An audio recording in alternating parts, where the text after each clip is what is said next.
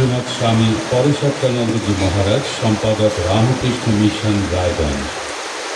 আমরা যারা এখানে উপস্থিত আছি সকলের পক্ষ থেকে মহারাজকে আমরা প্রণাম জানাই।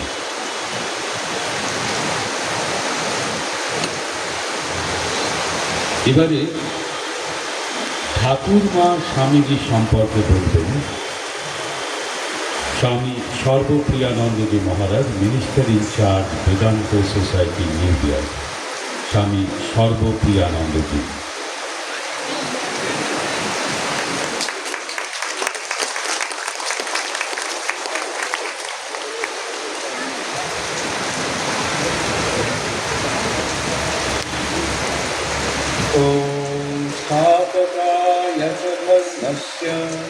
सर्वधर्मस्वरूपिणे अवतारवरिष्ठाय रामकृष्णाय ते नमः।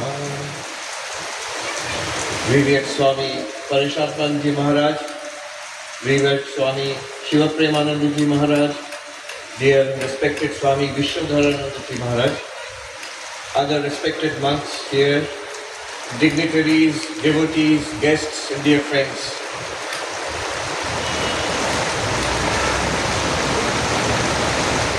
আমি ভাবছিলাম যে ঠাকুর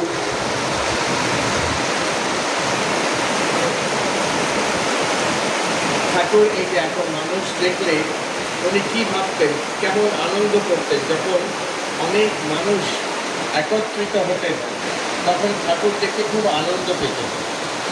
এটা একটা অদ্ভুত ব্যাপার, কারণ আমরা দেখি যারা সাধক, সাধু, সন্ত, তারা একা থাকতে ভালোবাসে। তারা কখনো জনসমূহে মানুষের সঙ্গে আসতে পছন্দ করেন না।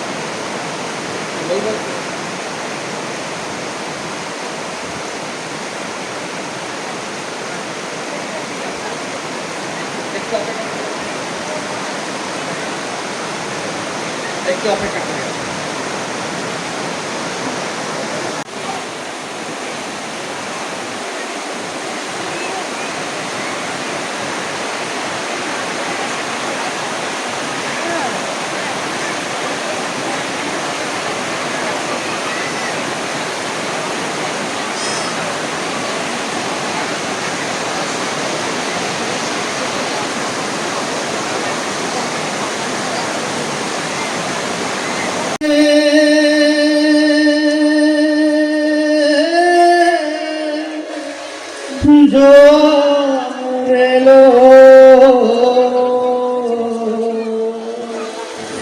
রামকৃষ্ণ নামে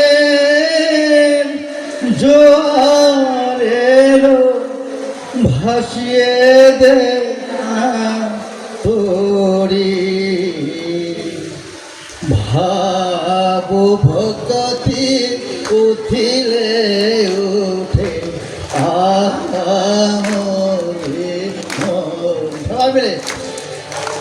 ভাব ভক্তি উঠিলে উঠে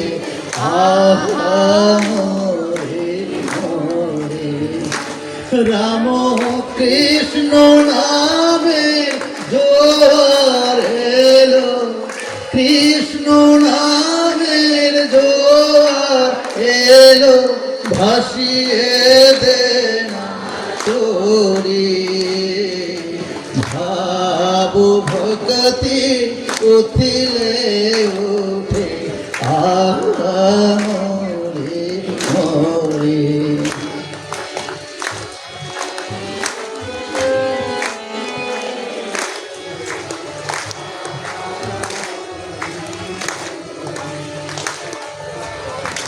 কাম কাঞ্চন ডুবে মোল অথই জলেতে,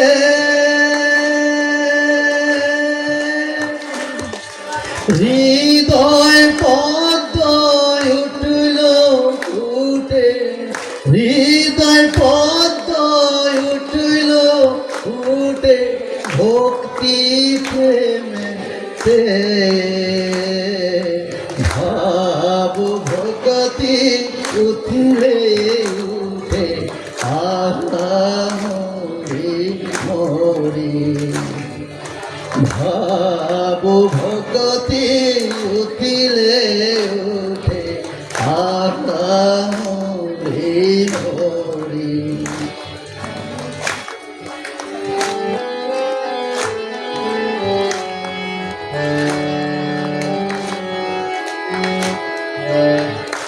তুমি ভয় পেও গানটি গাইলেন এবং আপনারা উচ্চারণ করলেন। দেখুন বাইরে কিন্তু বৃষ্টি কমে গেছে।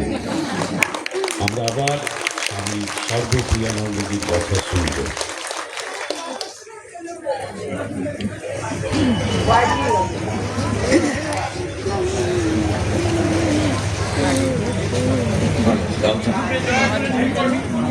হ্যাঁ, এখন রেকর্ডিং করবেন না? হ্যাঁ, অনেক সময় হয় কি আমরা রেকর্ডিং করছি, পেছনের লোকে আটকে যায়, দেখতে পারে না, অবস্ট্রাকশন হয়। এখন শুধু শুনবো আমরা। আর কি আনন্দের কথা, এখনই শুনছিলাম মহারাজের সেবানন্দজি মহারাজের আজকে সকালে এখানে গান করার করে দিয়েছিল, কিন্তু উনি জলপাইগুড়ি আটকে গেছিলেন বলে আসতে পারেননি। ঠিক ওনাকে করতেই হলো আজকে গান।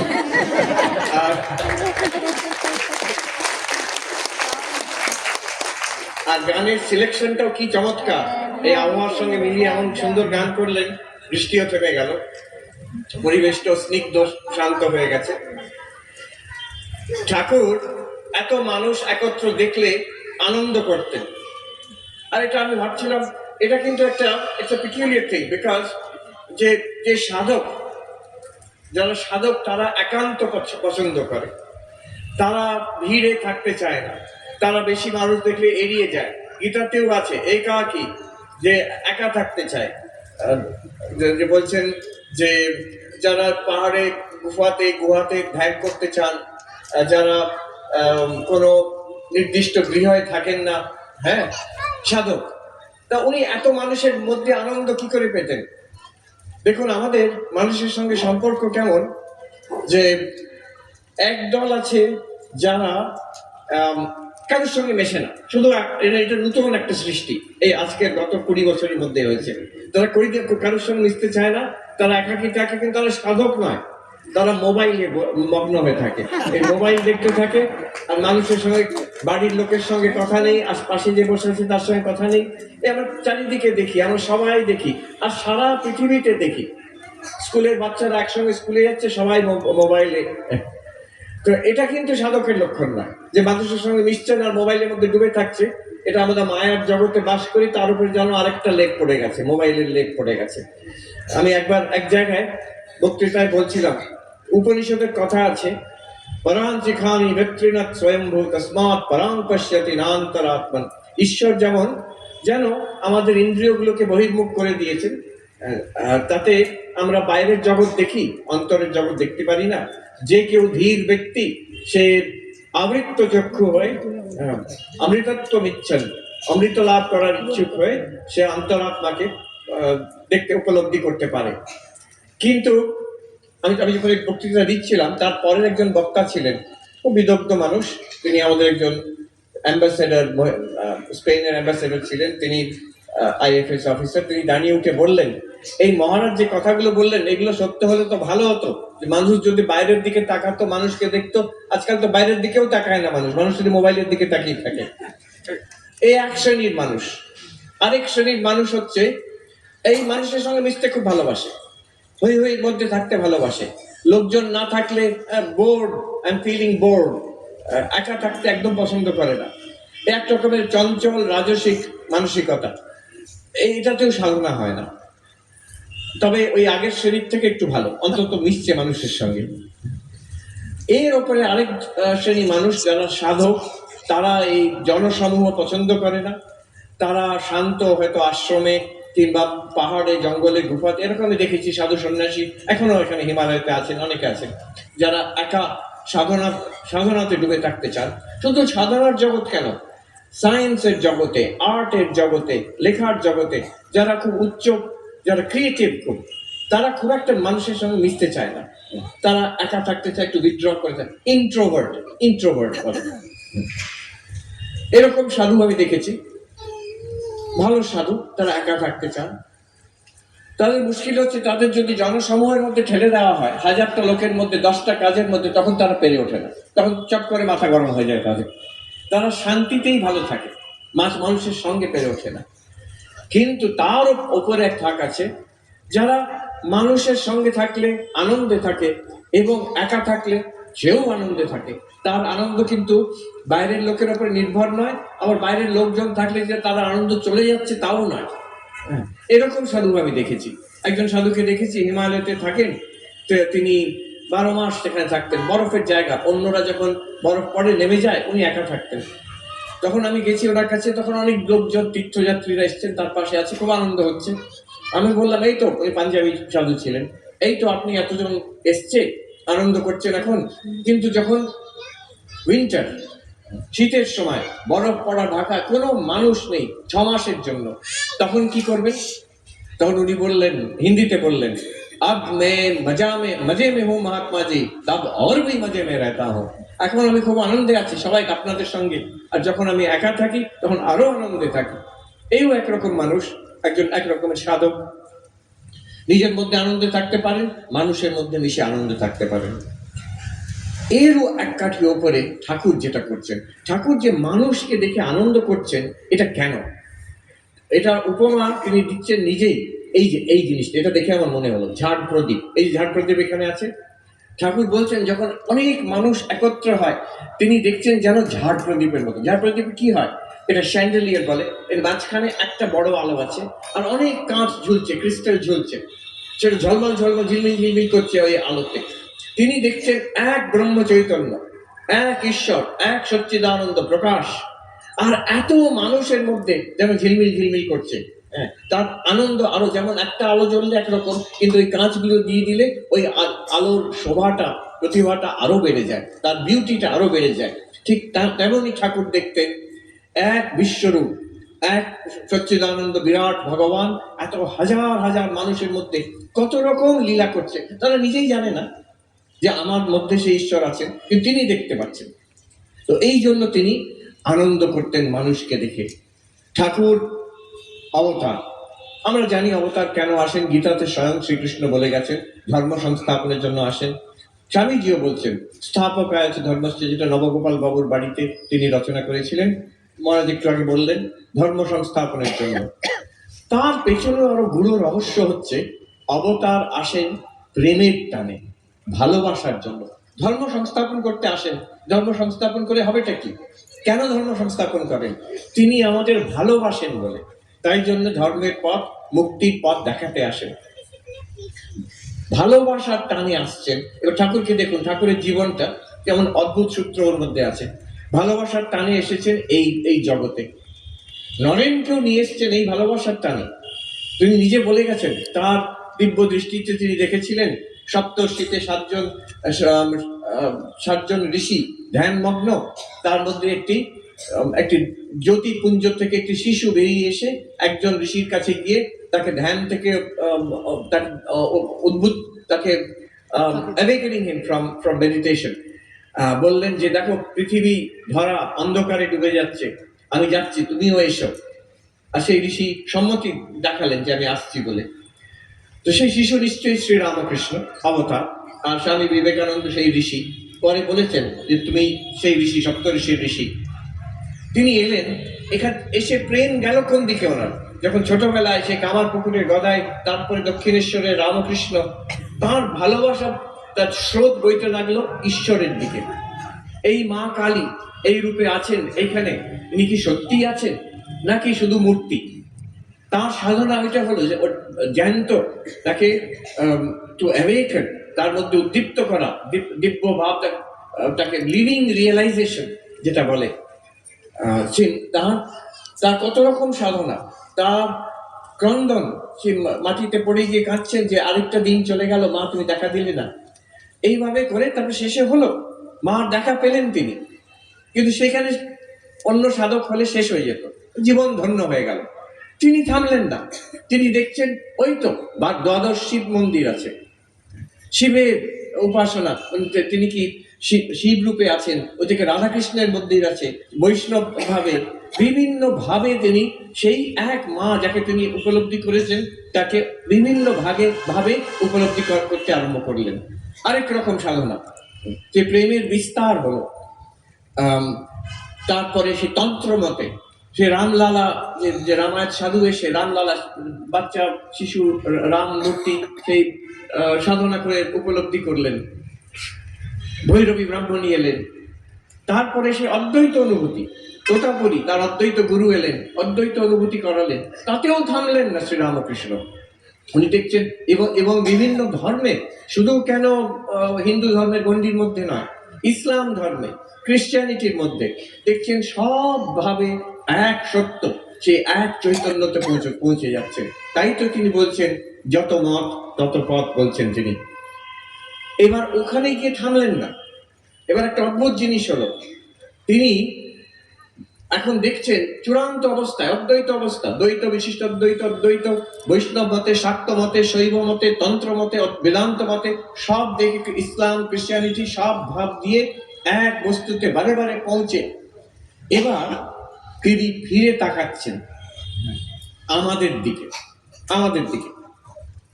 আর তার এবার দৃষ্টি হলো মানুষ লীলা, মানব লীলার দিকে। তিনি দেখছেন সেই একই প্রভু তো এই এদের মধ্যে, যাদের উনি পুরো ভুলেই গেছিলেন, জগৎকে ভুলে গেছিলেন, মানুষকে ভুলে গেছিলেন, নিজের শরীরকে ভুলে গেছিলেন। এবার ফিরে তাকাচ্ছেন এই জগৎ সংসারের দিকে। তিনি দেখছেন একই প্রভু এই এত রূপে তিনি আছেন। সেখানে যে নিজেই বলছেন, সাধক বাড়িতে যখন উঠে যাচ্ছে, first floor, ground floor, first floor, second floor, উঠে গিয়ে ছাদে উঠলেন। ছাদে উঠে দেখছেন যে ছাদটা যে ইট কাঠ শুকিয়ে দিয়ে তৈরি। এবার ফিরে দেখছেন যা ছেড়ে এলাম সেগুলো সেই জিনিস দিয়ে তৈরি। সেই সাধক, সেই শ্রী রামকৃষ্ণ সাধক এই বিশ্ব ব্রহ্মাণ্ডের ছাদে উঠে অদ্বৈত অনুভূতি লাভ করে, ঈশ্বর লাভ করে, ভগবান লাভ করে, অদ্বৈত অনুভূতি লাভ করে এবার ফিরে তাকাচ্ছেন এই বাকি যে বিশ্ব সংসার যেটাকে ছেড়ে এসেছিলেন, নীতি নীতি করে এসেছিলেন, ফিরে আমাদের দিকে তাকাচ্ছেন। ওই উনি বলছেন যে 3 বন্ধু যাচ্ছিল একটা বিরাট প্রাচীর, ভালো উল্টো দিকে কি আছে।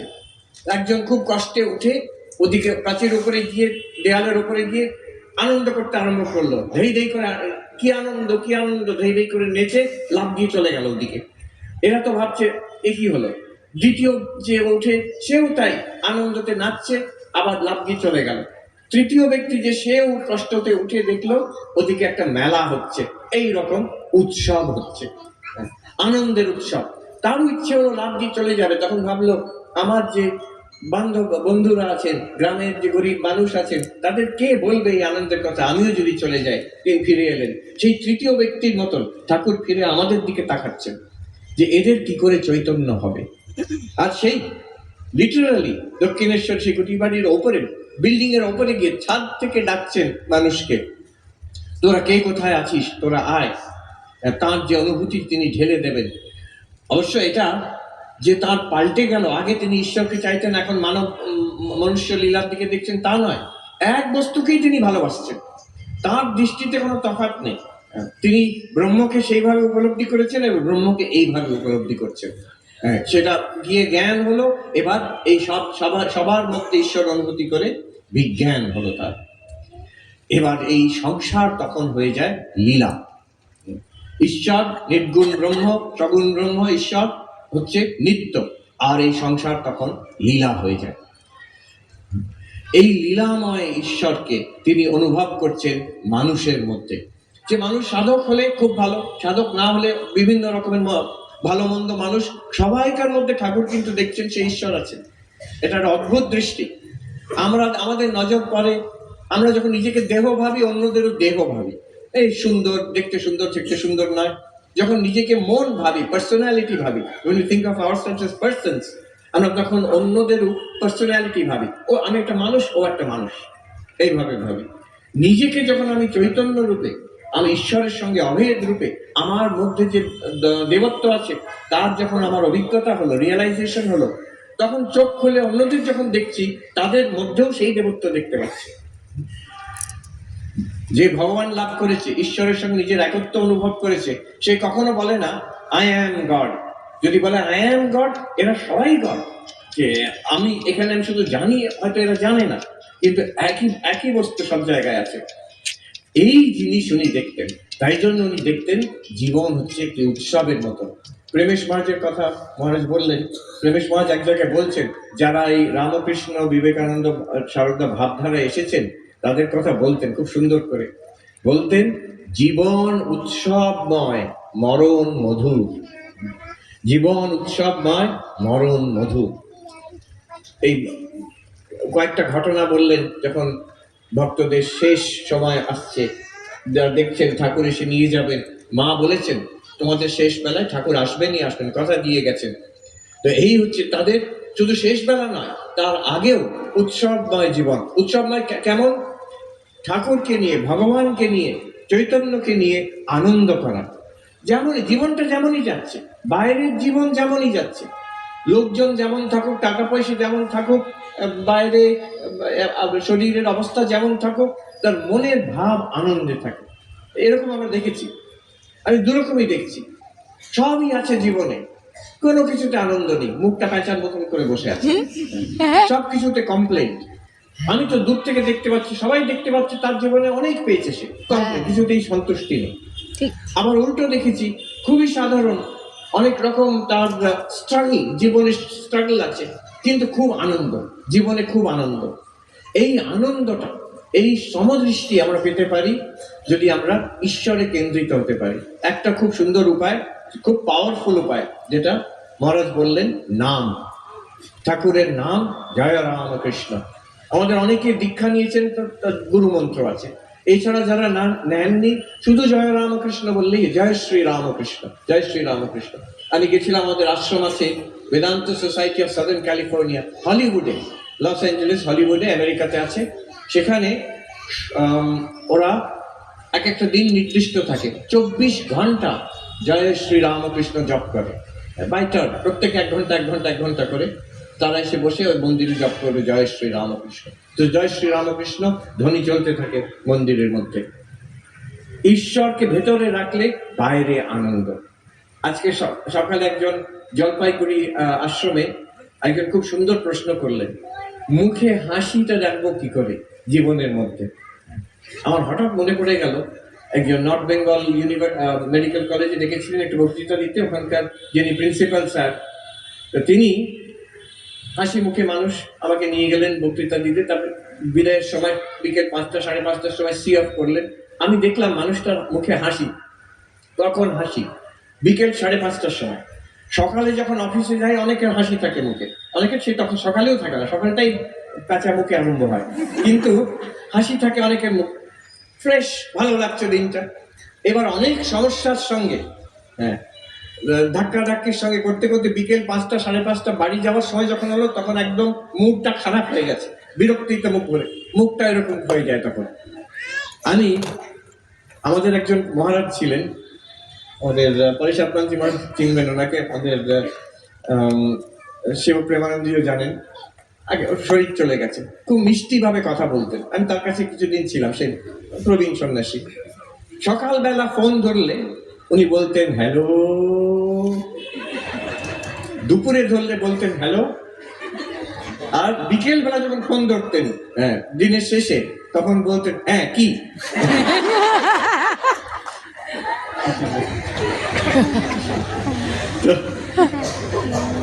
কিন্তু সকাল থেকে বিকেল অব্দি, আমি ওই সেই ডাক্তারবাবুকে বললাম যিনি প্রিন্সিপাল কলেজে, আমি তো দেখতে পাচ্ছি কলেজে আপনাকে অনেক সমস্যা ফেস করতে হয়।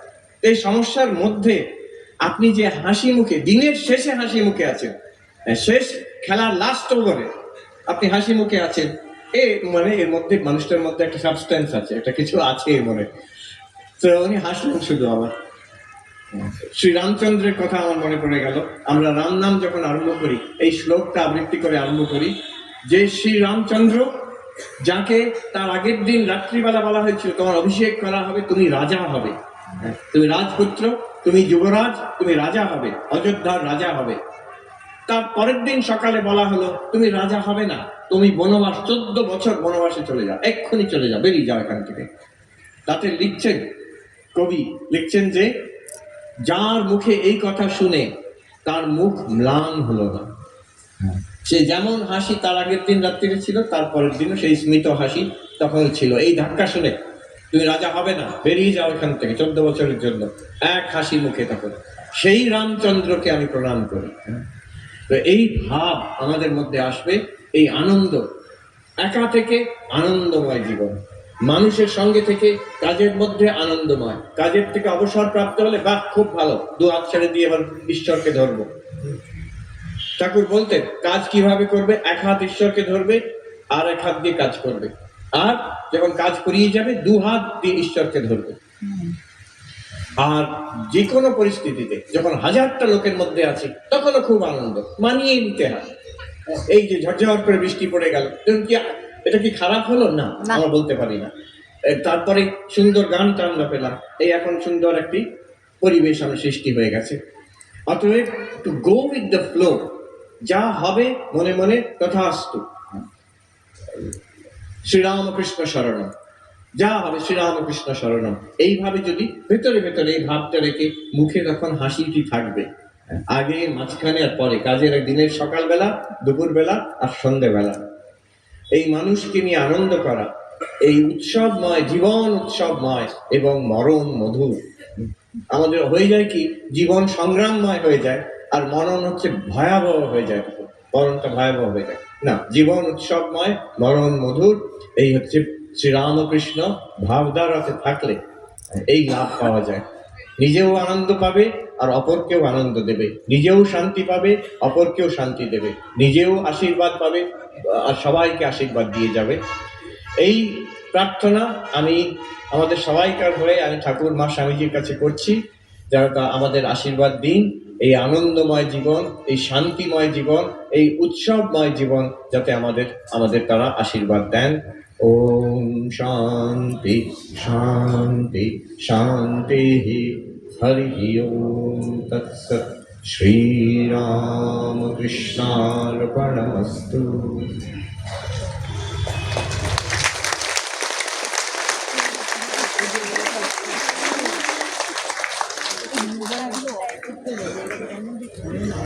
মহারাজের কথা শুনলে মনে হয় আরো শুনি, অনেকক্ষণ ধরে শুনি, কিন্তু যে 3 দিন ধরে উনি আমাদের বলে গেলেন এবং আমাদের প্রতিটি সময়, আমরা প্রতিটি ক্ষণ সেই শব্দগুলো যদি মনে মনে উচ্চারণ করি, আমরা যারা এখানে উপস্থিত আছি সকলের পক্ষ থেকে স্বামী সর্বপ্রিয়ানন্দজি মহারাজকে আমরা প্রণাম জানাই।